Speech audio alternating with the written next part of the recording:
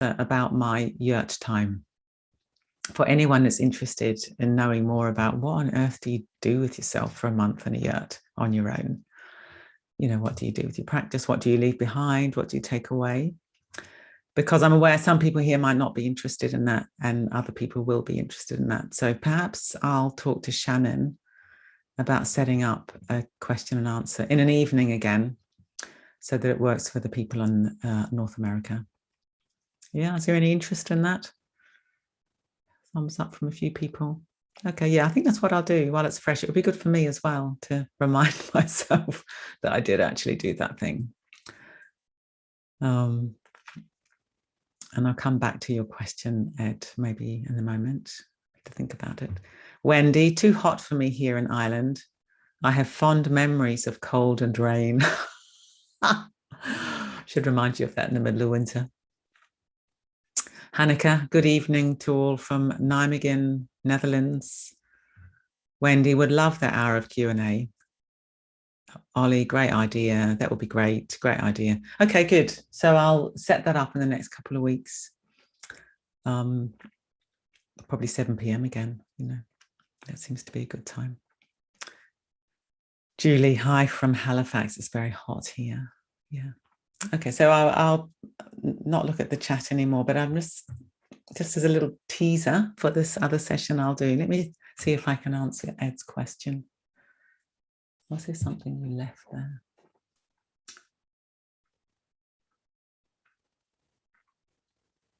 Well, I'd love to be able to say I left my compulsions behind, but sadly, they seem to have reared their heads quite quickly, although probably not as much.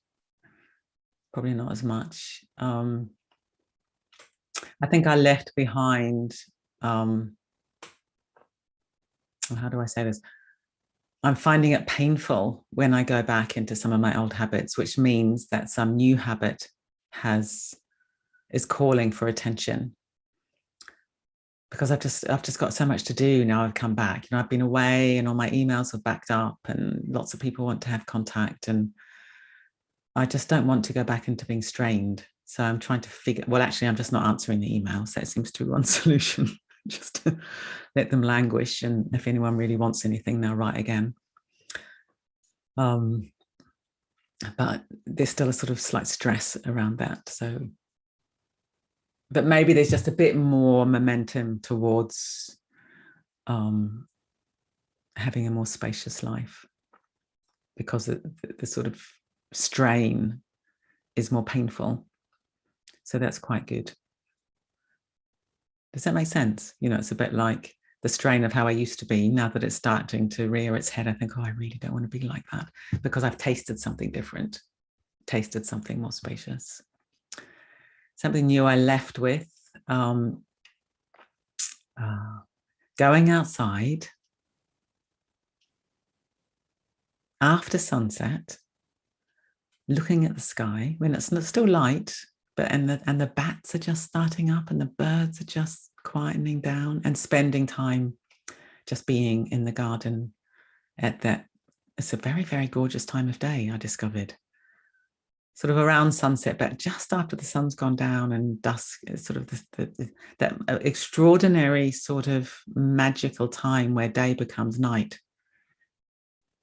in a very, it's very mysterious, because it's not like someone flicks a switch and then it was day and now it's night. It's more like just a transition happens and the world is completely different. Suddenly it's dark. And it's all just happened over some moments, about half an hour. So I'm spending time out at that time of day that I brought home with me. And I'm watching less television, because often what I used to do is, because my back's often really quite painful by the evening, I just collapse on the sofa and watch something on TV, which is all right. You know, there's nothing wrong with that. But I'm choosing not to do that and to go outside and watch the bats waking up and the birds going to bed. It's gorgeous.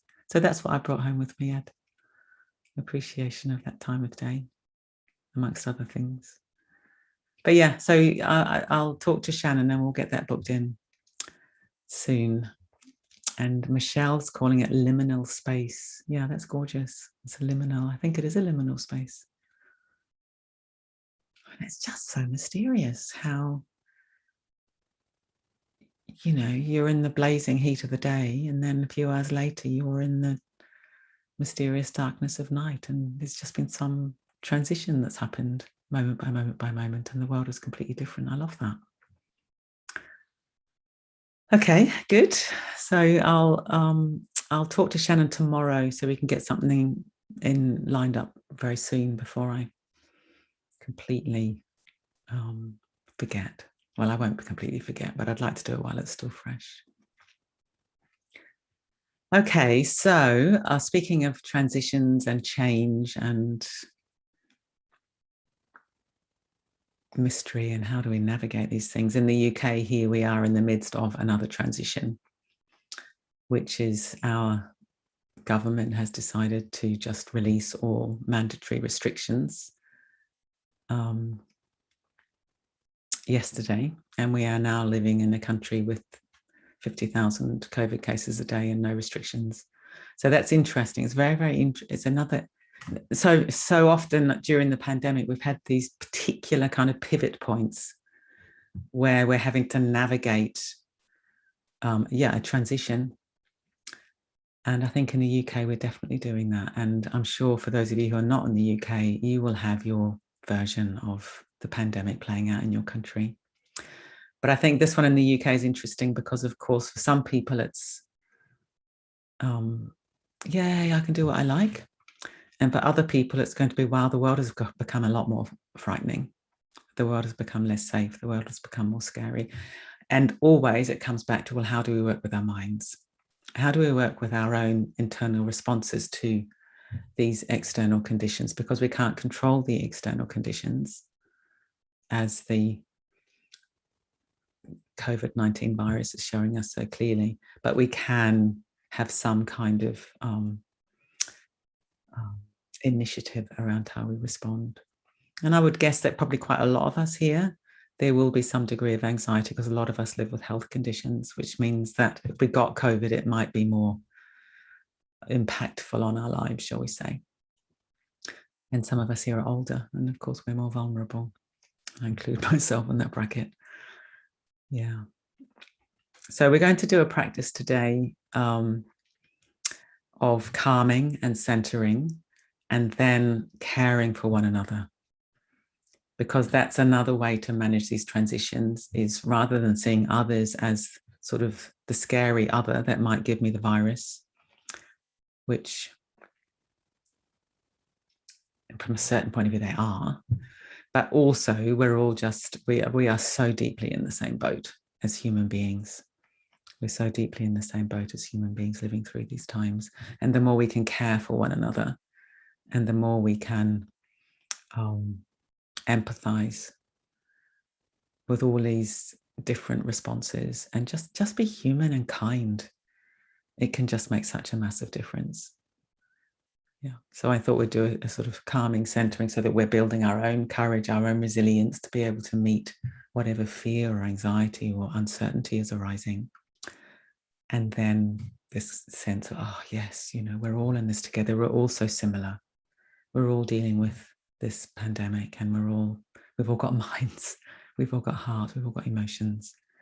And just to, rather than sort of othering one another and othering all those people out there, let's just be a we. Yeah, a we. Do you know what I mean by that? We're kind of plural of human beings who are all connected and interrelated, and we can care for one another. We can respect one another.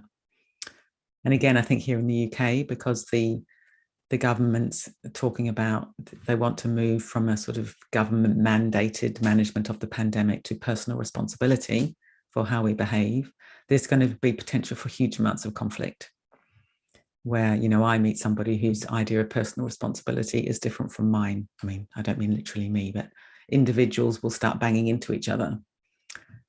You know, what, I would like you to wear a mask. Well, I don't want to wear a mask. These things will happen increasingly. I hope not, but I think they will. So the more we can actually make a human connection with one another, that will help the world. We can be modeling something in these sort of fractious times. I think it will be fractious at times, during these times. Okay, and I've got a poem. I read it at the weekend retreat, and I thought, oh, this is just completely gorgeous. So I thought I'd read it again today. And it's Shoulders by Naomi Shihab Nye, wonderful Palestinian poet. So as always, thinking consciously, how do you want to position your body for this practice? This is an active awareness. We're going to have 20 minutes. So what's going to be the most comfortable position for you? What's going to be a position where you can stay alert or as alert as possible? What's going to support your body and your mind and your heart towards as much ease as possible and as much presence as possible?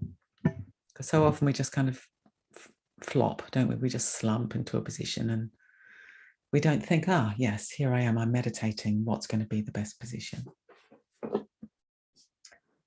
And then when we've chosen that position, we can allow our eyes to lightly close if that's comfortable, or you could lower your gaze. It's up to you.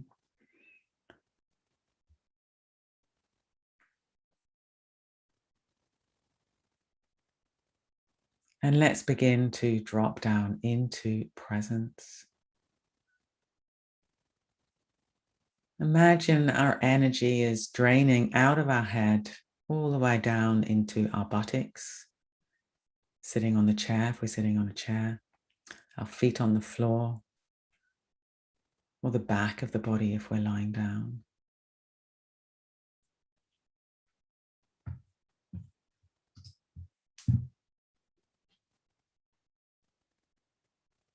And really yielding the weight of the body so we can receive the support of the chair, of the bed, of the floor, of the planet. Taking a deeper breath in if you'd like to, and then on the out breath, letting go a little bit more, and then the in breath flowing back in its own time. Do that a few times, and with each out breath, letting go of whatever you've been doing just before. Letting go of tension. Letting go of the day for those of us in the UK. Letting go of the night for those of you where it's morning. And now let's allow our breathing to find its own natural rhythm. An opening in the body on the in-breath, a subsiding in the body on the out-breath.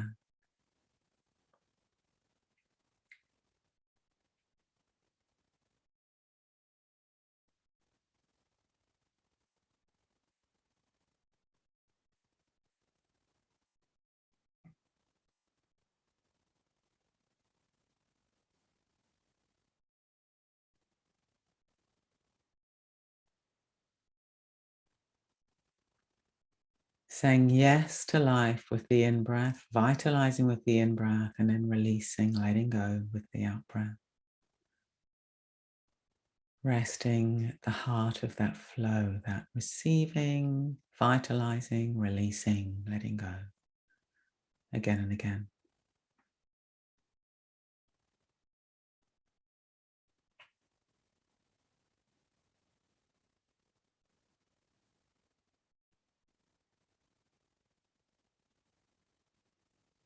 And just opening to the words of the poem, Shoulders, by Naomi Shihab Nye. A man crosses the street in rain, stepping gently, looking 2 times north and south, because his son is asleep on his shoulder. No car must splash him. No car drive too near to his shadow. This man carries the world's most sensitive cargo, but he's not marked. Nowhere does his jacket say, fragile, handle with care. His ear fills up with breathing. He hears the drum of a boy's dream deep inside him. We're not going to be able to live in this world if we're not willing to do what he's doing with one another. The road will only be wide. The rain will never stop falling.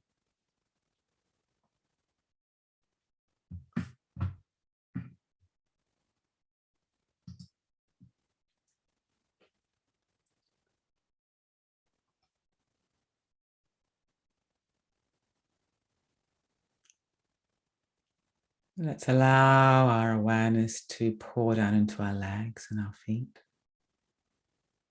so we can be stable and grounded and present.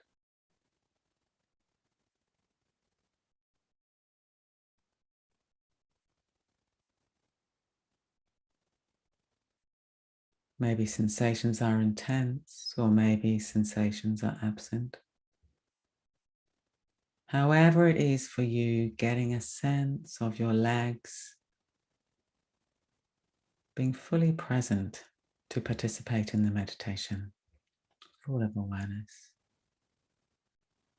If there's discomfort, just noticing, is there a habit of tightening against it, pushing it away, contracting, breath holding? And in the noticing, seeing if you can soften a little bit, release a little bit. Let the discomfort be a flow of moments of unpleasant sensations rather than the story of the enemy called pain.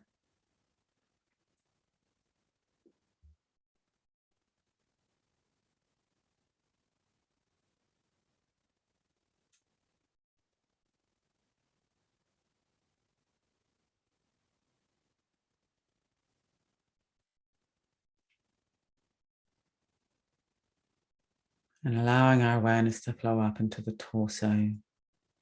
The buttocks, first of all, checking that they're soft, resting on the surface, chair, the bed. And imagine awareness filling up the whole torso, the front, the belly and the chest, the back, the whole spine and the breadth of the back, and the sides of the torso.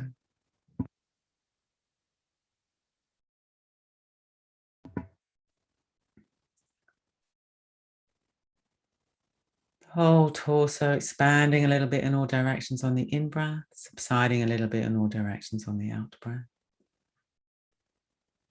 No need to strain or force, just this natural flow and rhythm. And if breathing or focusing on breathing is agitating for you, then by all means, coming to a point of stability like the buttocks or the feet or the hands. Stabilize.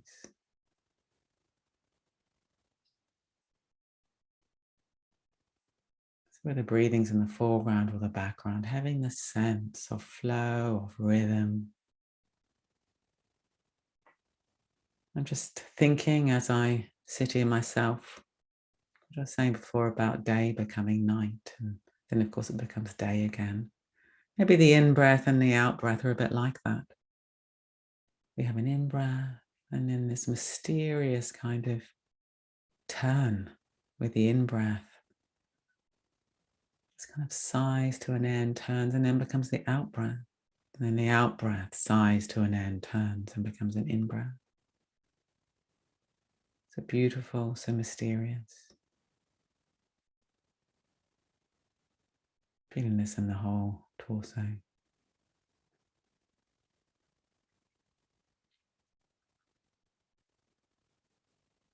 Maybe there's a liminal space where the breath turns.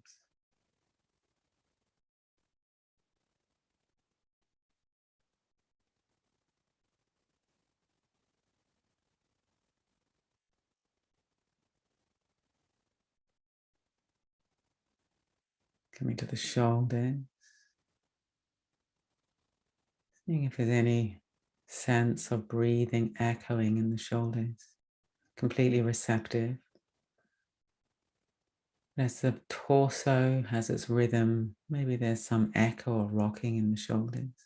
At this point, let's just check that the hands are supported either in the lap or on the legs, on the body if we're lying down, or at the side of the body, resting on the bed or the floor.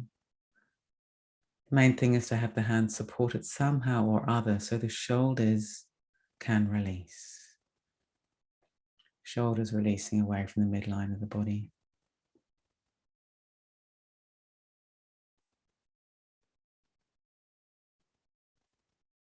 And allowing our awareness to pour down the arms all the way into the hands and the fingers.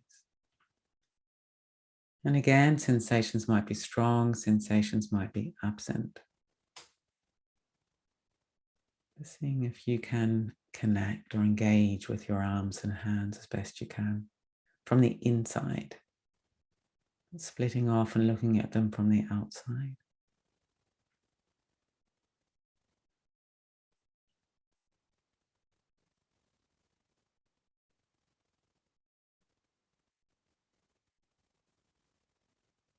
Coming up now through the arms, through the shoulders, into the neck and into the head. Checking the angle of the head if we're sitting, seeing if the head can be poised on the top of the neck. Releasing through the base of the skull and yet open in the throat. Lying down, giving the weight of the head up fully to the pillow, the cushion.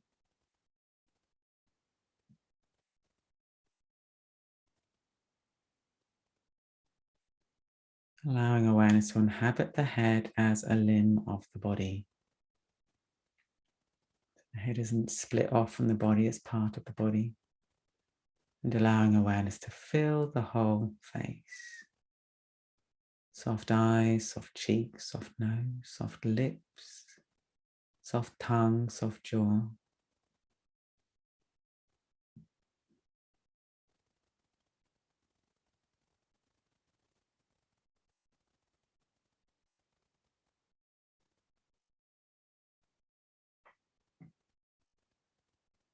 Soft brain.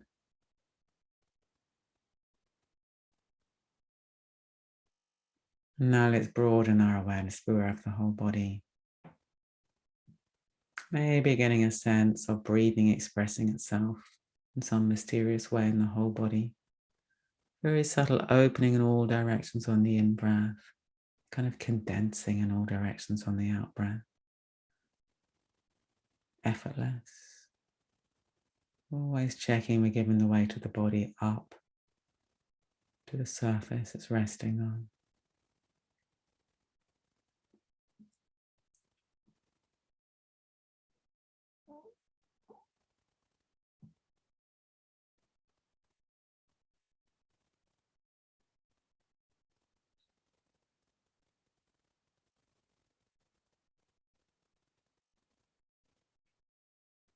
And staying centered, grounded, aware, let's imagine the circumference of our awareness is opening to include everybody here.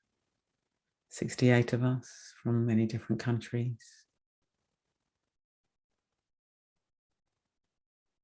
Many different circumstances, and yet deep down we're so very, very alike. We're all navigating a global pandemic in our own ways.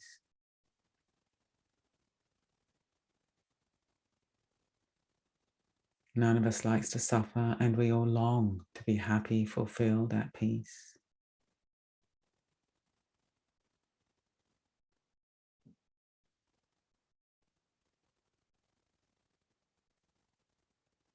We all breathe in and out. We all experience the mystery of day becoming night, becoming day.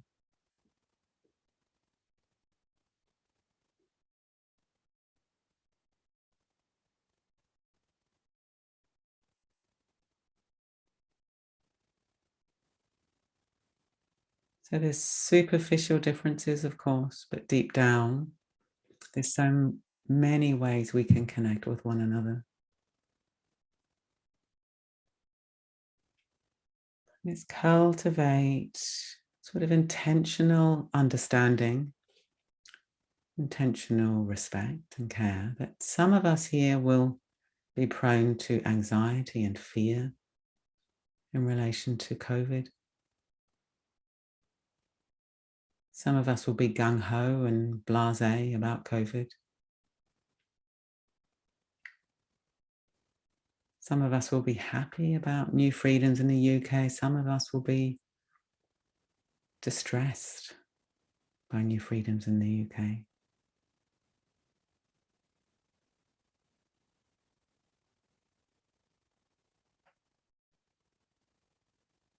And yet we're all human.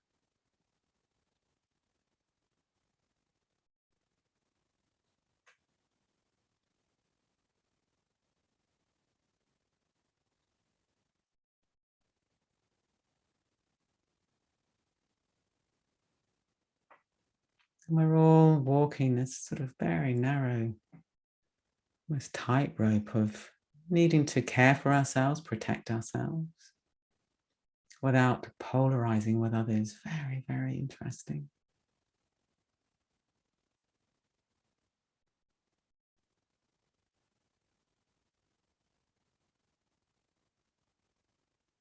So I think we kind of build strength through self-awareness, and then we soften polarization through imaginatively identifying with others as being so deeply, deeply alike with us deep down.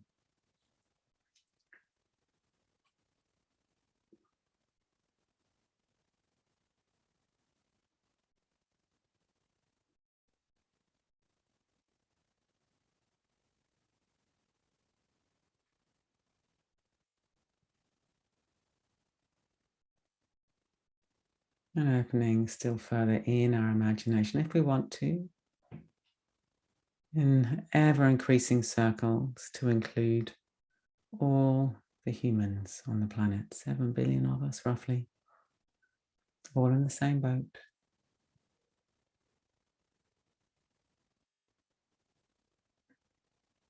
What would it be like to be strong in ourselves without polarizing with others? What would that be like?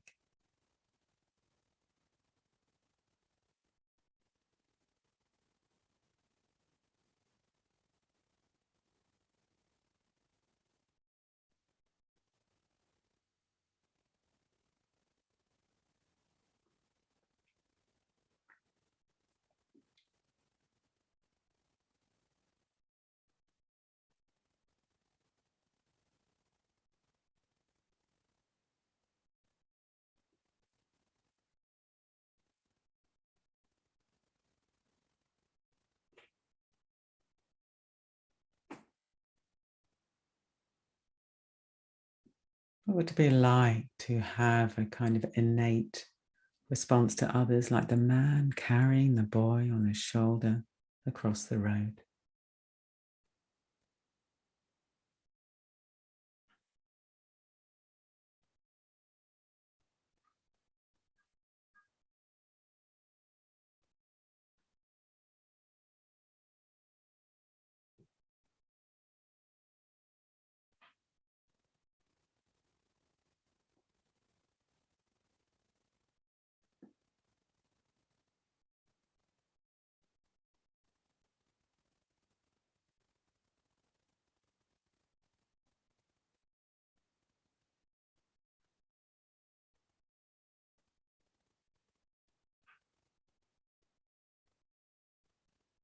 As we begin to bring the meditation to a close, let's see if we can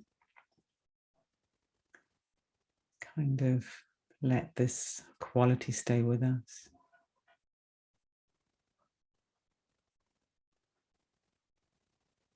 Sense of shared humanity, the collective situation we all find ourselves in.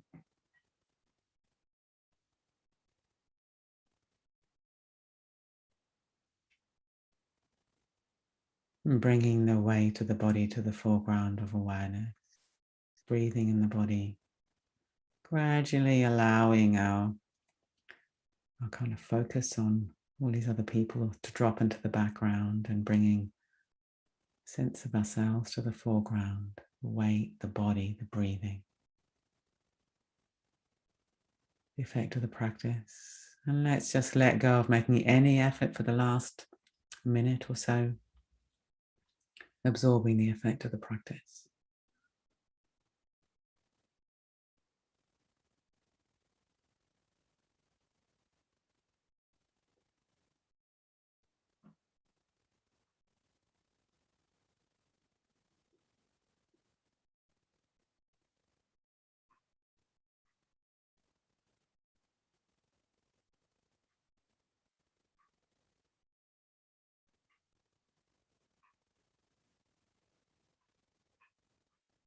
When we're ready, we can begin to move the body a little bit. Small movements to start with. Keeping the breathing soft, opening our eyes, and then coming into bigger movements.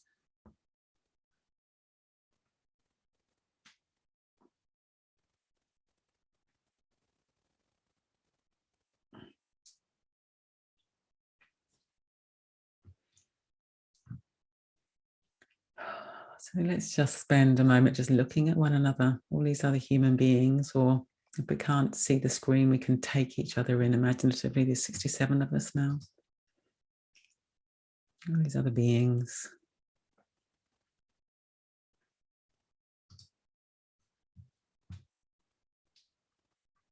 Some people inside, some people in cars, some people outside. Looks like most people are hot.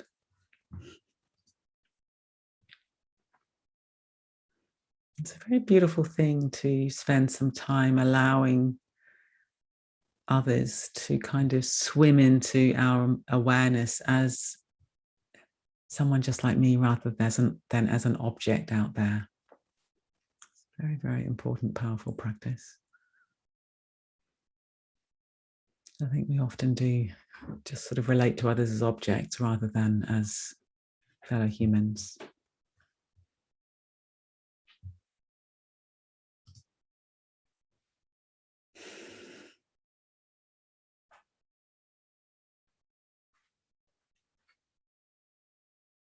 Good. So we've gone on a couple of minutes over 7:30. If anyone wants to write anything in the chat, just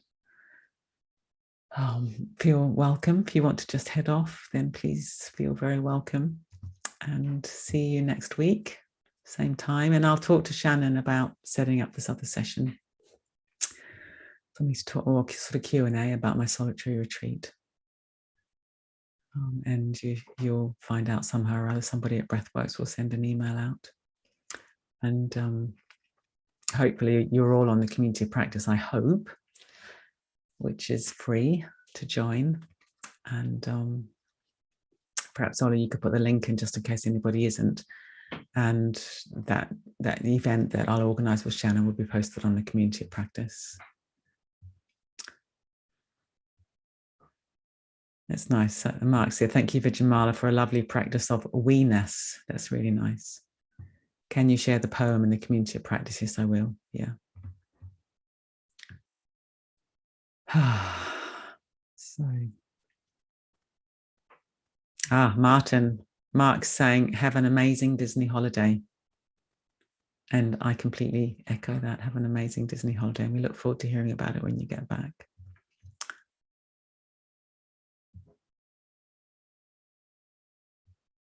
So this is interesting from Stefano. During this meditation, my senses focused on this consideration. I didn't feel like we are all on the same boat, but instead that we are all in the same storm regarding a pandemic, but sometimes on a very different boat. And that only submitting ourselves to the empathy attitude could help one another, could back one another. That's really good. That's a really, really lovely way of putting it. We're all in the same storm, but we're on different boats. So it's a bit like, how can we get the boats supporting one another rather than, some of them creating lots of waves that make other ones capsize, to use that metaphor. But we're certainly in the same storm. Jeff and Von saying hello to Sona. I'll certainly pass that on.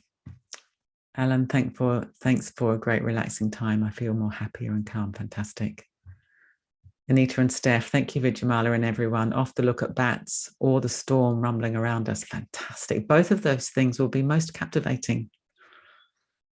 most engaging bats and storms. Sophia, thank you. Have a good rest of the day, everybody.